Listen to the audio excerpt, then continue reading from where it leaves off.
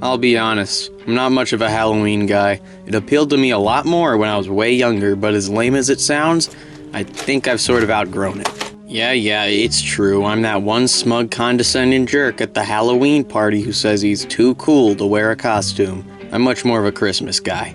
But gather around, team, because I've been looking for an opportunity to talk about my freak childhood FNAF obsession on this channel for a while now, and wouldn't you know it, it's Halloween.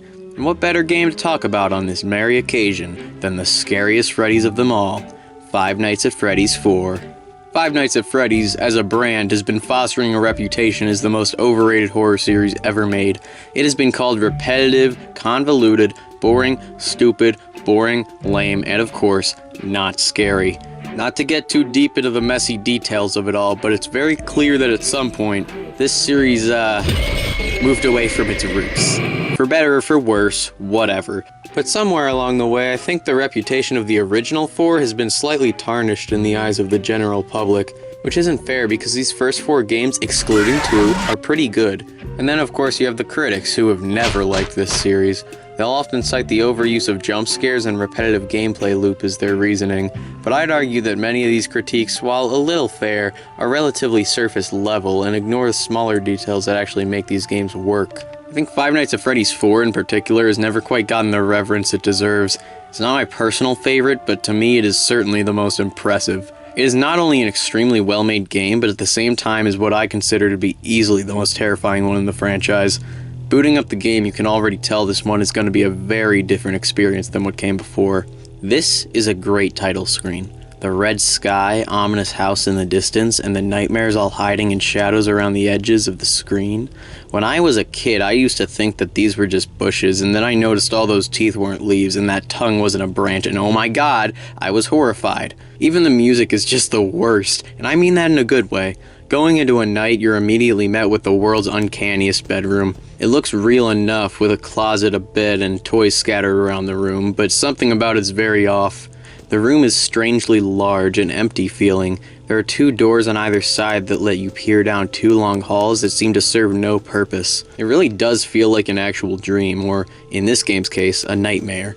But what really makes this game so scary is how it combines the design philosophies of classic horror games with the unique sit-and-survive gameplay that FNAF is known for, in turn giving us the best or worst of both worlds in regards to the fear department. In FNAFs 1, 2, and 3, you're stuck in a room and unable to leave, forced to use the tools around you to defend yourself as best you can. This is the core of what makes the previous games scary. You can't run, you're stationary. The monsters are coming to you, and in this way you feel helpless. But this 4th game is different because, like I said, it combines the best parts of classic horror games with FNAF's unique style to create something even more horrifying than what came before.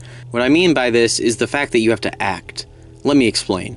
Imagine you're trapped in a cellar and the only way out is by turning a valve at the end of a long hall.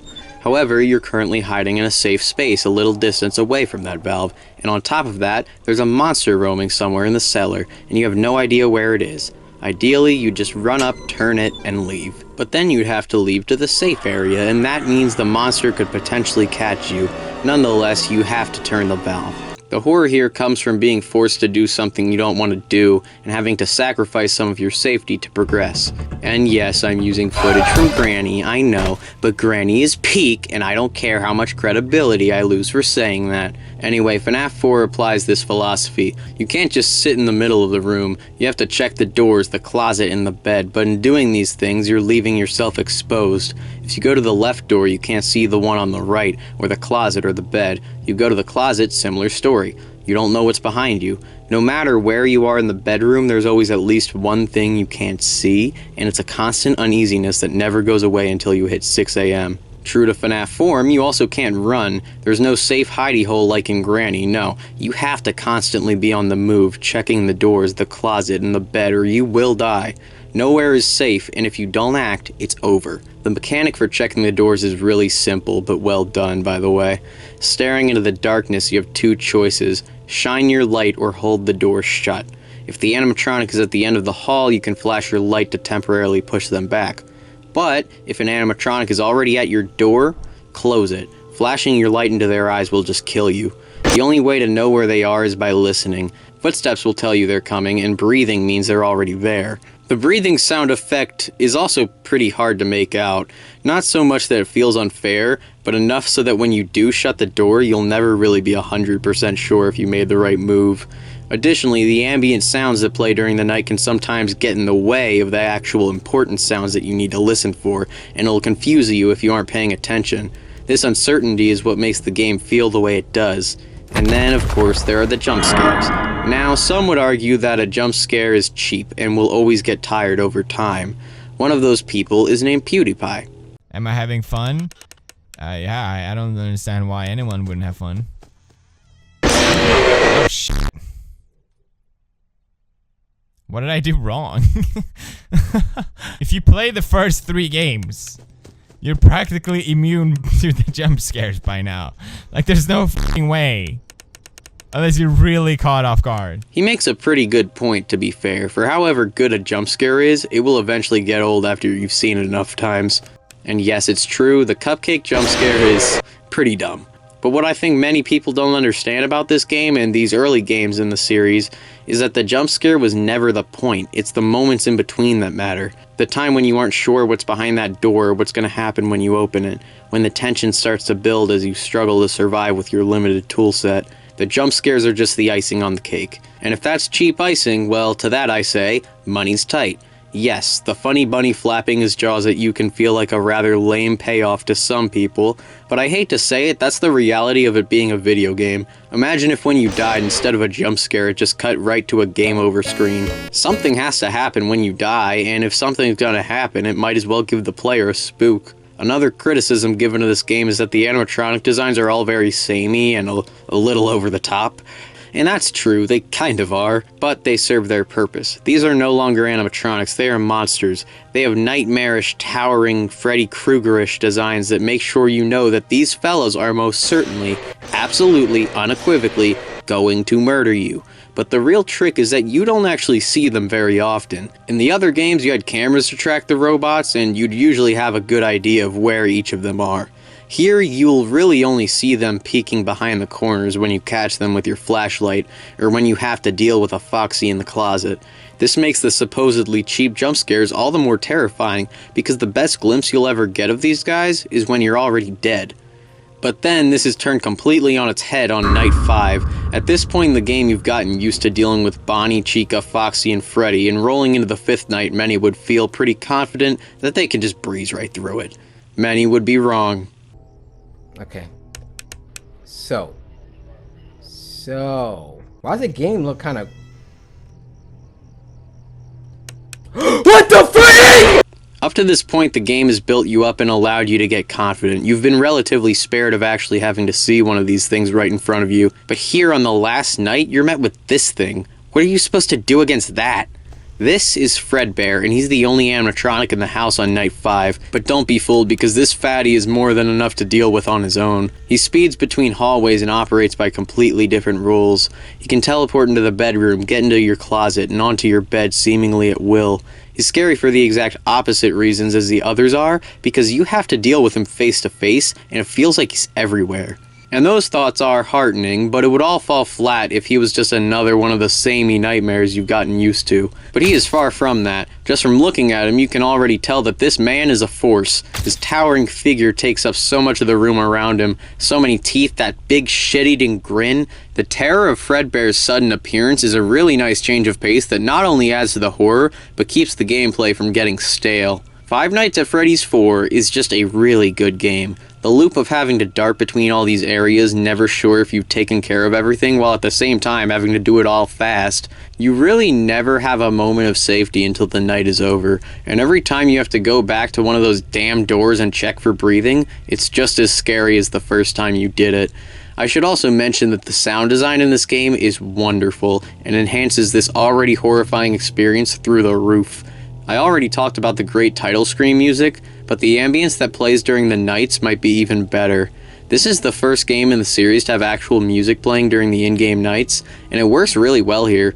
Like I said before, there's an array of other background sounds that will play every now and then, like the distant dog barking or the radio, and my god, that damn grandfather clock. I hate that thing. There's a grandfather clock in my real life house, and I associate it almost entirely with this game. This is what Five Nights at Freddy's does to a generation. My favorite sound effect in the game is actually Fredbear's laugh, and it's something alright.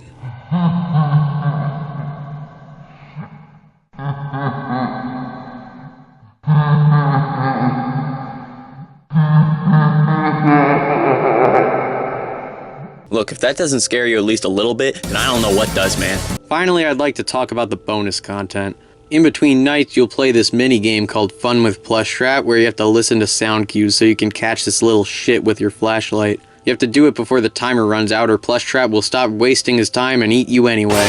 If you win, you get to skip 2 hours on the next night, and trust me, that feels like a gift from God in a game like this. I really like these because they train you to listen for sound cues and to be patient, both of which are skills you'll need if you want to make it to the end of the game. There's also these really cool mini games before you go into each night where you play as the game's protagonist during the day when he's not having these nightmares, which of course ends in... Hey, this video had a spoiler warning. Anyway, these story sections are really cool and offer what I honestly think is probably the most coherent and clear story that this series ever tells. And that's something I find really cool about this game. While still being connected to the other games, the lore here is relatively self-contained and functions just as well on its own. And with the added context of what's really going on during your Five Nights at Freddy's, it only serves to make the game even more unsettling. I really don't have many complaints here. Looking at this game now, it's pretty close to perfect.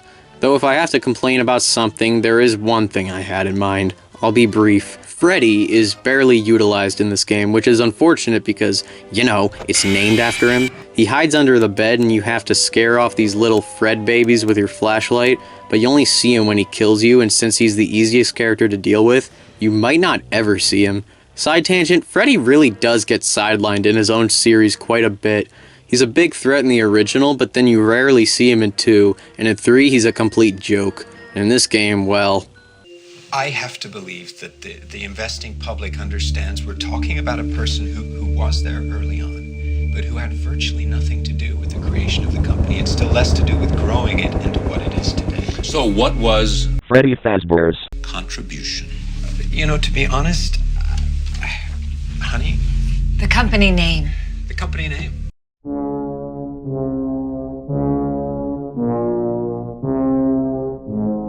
But yeah, overall, Five Nights at Freddy's 4 is an excellent video game, and it very much deserves to be held in high regard as much as any other classic horror game. So does Granny, but that's for another time. But seriously, it's a shame that the original 4 games so often get thrown in with inferior pieces of garbage that came later. Like, I get it, FNAF pretty much indirectly caused the rise of mascot horror, which just might be the single worst thing to happen to an entire generation of children. But Five Nights at Freddy's was genuinely good, and it deserved its success. That shouldn't be undercut just because lesser developers bloated up the genre with their baby games. But yeah, I don't know. I don't have a clear, coherent final message today. Just be nice, but not too nice. It is Halloween after all. This has been LumTelevision, and I'm gonna go watch Die Hard.